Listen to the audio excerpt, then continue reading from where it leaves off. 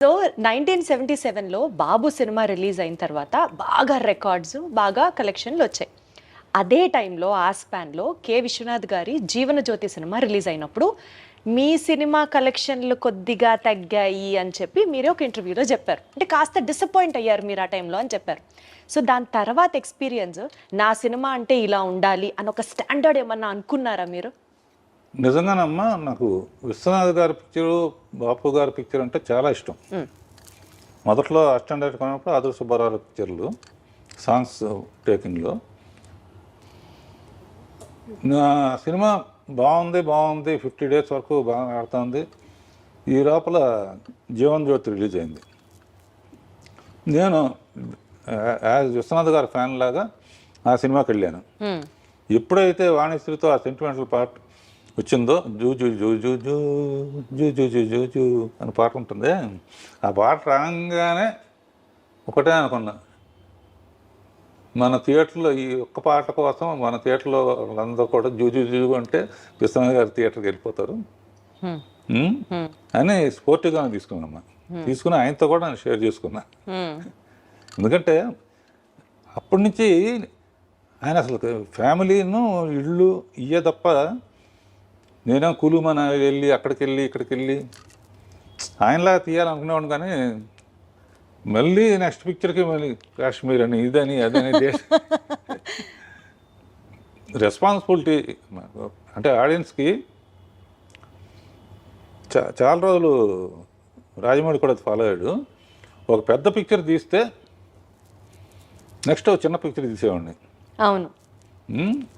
బాబు తర్వాత జ్యోతి తీశాను, అడవి రాముడి తర్వాత కల్పన తీశాను. అచ్చా. అట్లా పెద్ద సినిమాలని చిన్న సినిమాలని రెండు బ్యాలెన్స్ చేయడం మీ స్కిల్.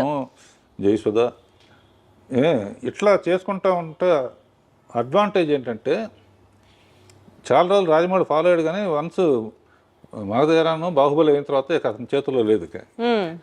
తెచ్చినట్టు ఇంకా పెద్ద సినిమా తీయాల్సింది. అంటే ప్రత్యేకంగా దాని వెనకాల రీజన్ ఏంటి? ఒక పెద్ద సినిమా, ఒక చిన్న సినిమా. అంటే చిన్న సినిమా అప్పుడు రాఘవేంద్రరావు సినిమా అంటారు, పెద్ద సినిమా అన్నప్పుడు ఆ పేరు ఉంటుంది. అంటే హీరో పేరు ఉంటుంది తప్పని కదా నేను చెప్పేది. మెయిన్గా అంటే రాఘవేంద్రరావు సినిమా చూడాలి, లేకపోతే దాసరి నారాయణరావు సినిమా చూడాలి. ఇప్పుడు ఏంటంటే రాజమౌళి సినిమా చూడాలి, సుకుమార్ సినిమా చూడాలి, అన్నీ అందరూ. మీ స్టైల్ ఆఫ్ ఫిల్మ్ మేకింగ్లో రాఘవేంద్రరావు గారు ఒక గ్రాండియర్ ఉంటుంది. ఒక విజువల్ స్టోరీ టెల్లింగ్ని మీరు అద్భుతంగా విజువల్స్ రూపంలో కానీ, ఫ్రేమ్ సెట్ చేయడంలో కానీ మీ మార్క్ మీదే. అదే ఇందాక మీరు అన్నట్లు పెద్ద సినిమా అయినా అద్భుతంగా ఉంటుంది, చిన్న సినిమా అయినా బీభత్సంగా ఉంటుంది. ఆ ఎక్స్పర్టైజ్ మీకు సాధ్యం అంతే. నేను నిన్న క్వశ్చన్ అడుగుతాను. జ్యోతి తీశాను, దేవత తీశాను, బొబ్బులి బ్రహ్మను తీశాను, అన్నమయ్య తీశాను, తర్వాత ఇక ఫ్యామిలీ డ్రామాలు చాలా తీశాను, చాలా ఎమోషనల్ సబ్జెక్టులు అన్నీ. ఇన్ని సినిమాలు తీసి దాని గురించి మాట్లాడితే రాఘవేంద్ర పాటలు బాగా తీస్తారంటారు. కారణం ఏంటి నువ్వు చెప్పాలి. అడు చూపిస్తావా? అలా అని కాదు, బట్ అంటే అదే నేను చెప్తున్నాను కదా, ఏ ఫ్రేమ్కి ఆ ఫ్రేమ్ స్పెసిఫిసిటీ ఉన్నా light travels faster than sound అంటారు కదా. సో కొన్ని సీన్స్, కొన్ని సాంగ్స్, ఎస్పెషల్లీ మీరు సాంగ్స్లో యూజ్ చేసే కొన్ని ప్రాపర్టీస్ అట్లా నిలబడిపోతాయి అంతే. అది వేరే లెవెల్ అంతే. అంటే అది మెయిన్ తెలివితేటలను డామినేట్ చేసి, అంటే ఇంకా మా మైండ్ని డైవర్ట్ చేసేసి మీరు చూపించే ఆబ్జెక్ట్స్, ఎస్పెషల్లీ ఫ్రూట్స్ యూసేజ్ కానీ, ఎస్పెషల్లీ ఫ్లవర్స్ యూసేజ్ కానీ మీ తర్వాతే అంతే. ఇంకా అందులో తిరుగులేదు. పూజ్యులు వెంకయ్యనాయుడు గారు కూడా ఎప్పుడైనా స్టేజ్ మీద స్వర్ణ భారత్ అనే అవును ఒక ట్రస్ట్ నడుపుతున్నారు.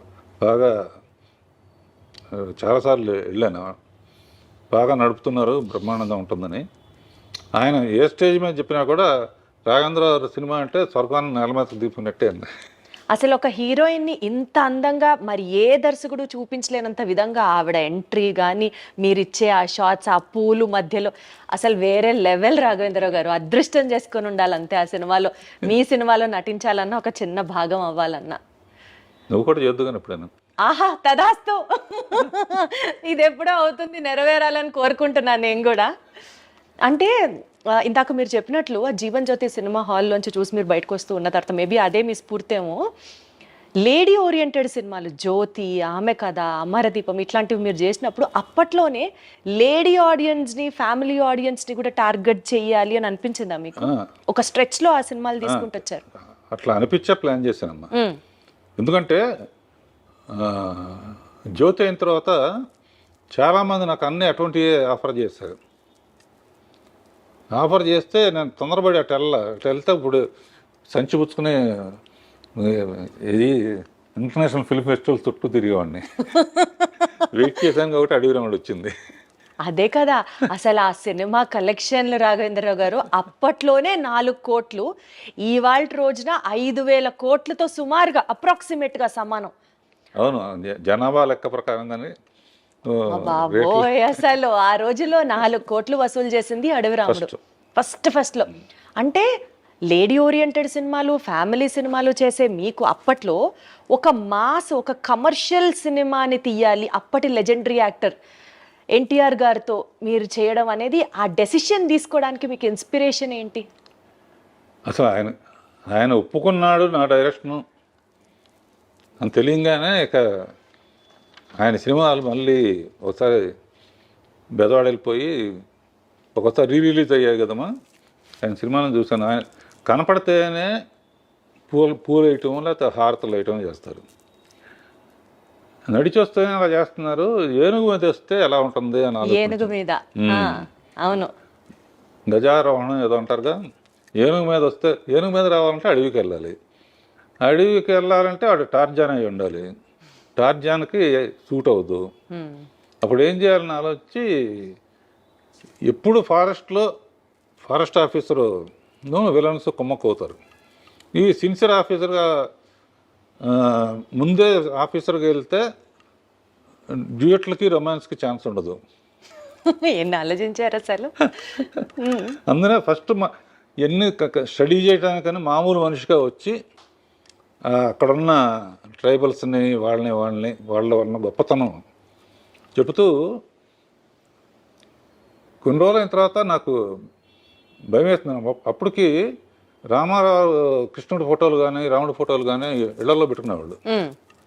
ఈ పిక్చర్ మనకు ఆడకపోతే ఇక మన కెరీర్ ఏమైపోతుందన్న టెన్షన్తో కృషి ఉంటే మనుషులు దృష్టిలో అవుతారనే పాట క్రియేట్ చేసి మీరేం తక్కువ వాళ్ళు కాదు అని చెప్పి గొప్ప అని చెప్పి ఏకలవ్యుడు, వాల్మీకి, రాముడిది నా కోరిక ఏంటంటే ఈ సినిమా ఆడితే సంతోషం, ఆడకపోతే మళ్ళీ ఆయన్ని చూసేది కాదు. సరే రాముడు ఎట్లా ఉంటాడో మనకు తెలియదు, ఆయనలాగానే ఉంటాడు.